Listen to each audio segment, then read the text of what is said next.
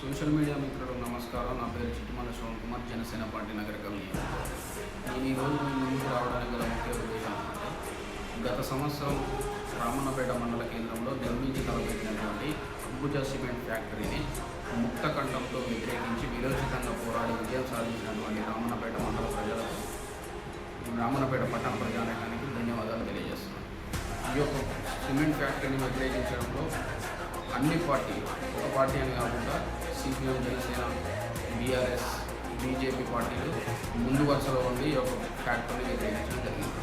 ఈ యొక్క ఫ్యాక్టరీని ఇక్కడ నెలకొల్పుతామనే ఉద్దేశం మీద జిల్లా కలెక్టర్ గారిని తీసుకుని ఆ యొక్క ఫ్యాక్టరీ యాజమాన్యం ప్రజాభిప్రాయ సేకరణ పెట్టడం జరిగింది. ఆ యొక్క ప్రజాభిప్రాయ సేకరణలో మండల ప్రజానీకం మొత్తం, చుట్టుపక్కల గ్రామాల మొత్తం నుంచి ఆ యొక్క ఫ్యాక్టరీని వ్యతిరేకించడం జరిగింది.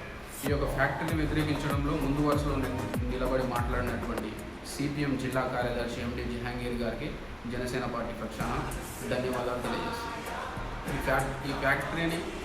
ఆ యొక్క ఫ్యాక్టరీని వ్యతిరేకించడంలో ప్రముఖ పాత్ర పోషించిన సిపిఎం పార్టీకి, సిపిఎం పార్టీ మండల నాయకులకు, ముఖ్యంగా జనసేన పార్టీ పక్షాన ధన్యవాదాలు తెలియజేస్తున్నాం.